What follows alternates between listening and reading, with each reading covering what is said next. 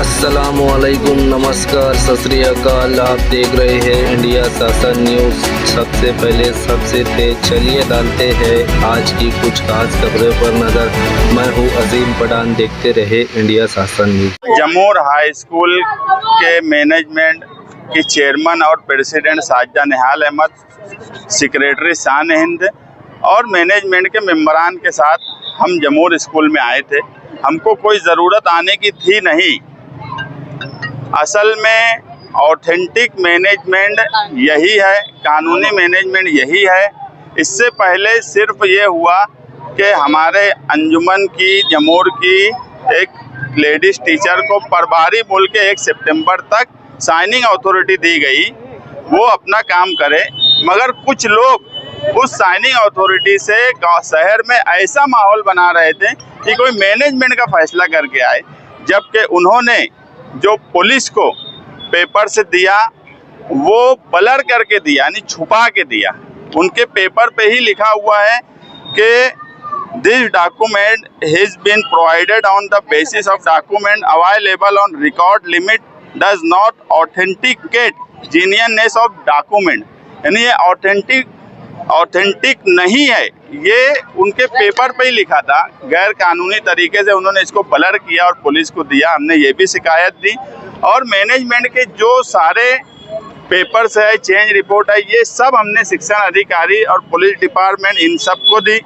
Police department का इसमें कोई रूल नहीं होता, मगर कोई लॉ एंड ऑर्डर ना खराब हो, इसलिए पुलिस इससे पहले भी आई थी और अभी भी आई है।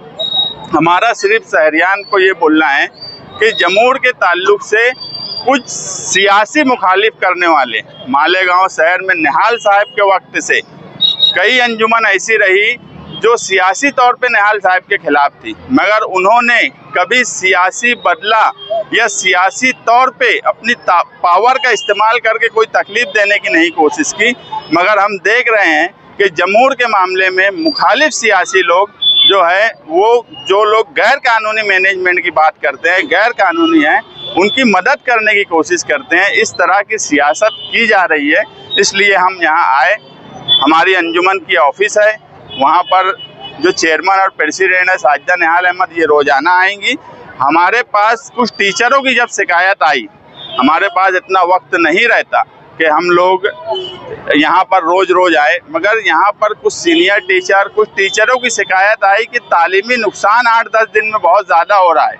कुछ ऐसे लोग आ रहे हैं जो गैर ज़रूरी है, टीचरों पे दबाव बना रहे हैं, बच्चों के तालीमी नुकसान हो रहा है। इसलिए हमको यहाँ आना पड़ा और अब जो है साजिदा निहाल अहमद एज अ चेयरमैन यहाँ पे रोज़ाना आएंगी ताकि तालीमी निज़ाम सही चले, क्योंकि मैनेजमेंट की जिम्मेदारी जो है वो मैनेजमेंट करेंगी, प्रिंसिपल का जो काम है वो प्रिंसिपल करेगा। हम नहीं चाहते ये झुपड़पट्टी का हिस्सा है। यहाँ पर निहाल साहब और जो फाउंडर मेंबरान थे, उनका मकसद ये था कि ये गरीब बस्ती है और यहाँ के बच्चों का तालीमी नुकसान नहीं होना चाहिए, और हम नहीं चाहते कि बच्चों का तालीमी नुकसान हो। गुंडे, मवाली, इस तरह के लोग स्कूल में नहीं आना चाहिए। हम लोग जो मैनेजमेंट के लोग हैं ऑथेंटिक, वही लोग स्कूल में आया जाया करेंगे। और कोई मैनेजमेंट का मामला इससे पहले जो बोला गया वो एकदम बोगस बात थी। कोई उनके पास अधिकार नहीं है, कोई कानूनी हैसियत उनकी नहीं है। मैनेजमेंट का झगड़ा कब होता कि मैनेजमेंट का झगड़ा आप समझ लो, इश्तियाक अहमद, निहाल अहमद ये और साजिदा निहाल अहमद, इनकी चेंज रिपोर्ट का मैनेजमेंट का झगड़ा था, ये बात बराबर है। वो चैरिटी कमिश्नर में है। मुश्ताक अहमद निहाल अहमद जो है, हमारे मुश्ताक भैया, वो ऑथेंटिक मेंबर भी नहीं है। जो आदमी मेंबर ही नहीं है वो चेयरमैन हो सकता है क्या? एक सोसाइटी जो अपन महल्ले के रजिस्टर करते ना, उसमें भी मेंबर लगता बनने के लिए। इन्होंने सिर्फ चैरिटी में एक एप्लीकेशन दाखिल किया। एप्लीकेशन तो ऐसा है कि इखलाक भाई भी अगर एक एप्लीकेशन देंगे कि मैं जमूर का चेयरमैन है, तो वो टपाल में ले लेंगे, वो तो बाद में देखें ना इखलाक भाई मेंबर है कि नहीं है। तो ये ऐसी बात है। मुश्ताक अहमद, मेरे मुश्ताक भैया का कोई ऑथेंटिक अधिकार मैनेजमेंट का नहीं है, इसलिए मैनेजमेंट का झगड़ा ही नहीं है। जो हेडमास्टर है तो के लिए नहीं, देखो साइनिंग अथॉरिटी 1 सितंबर तक उनको दी गई है, 1 जून से 1 सितंबर।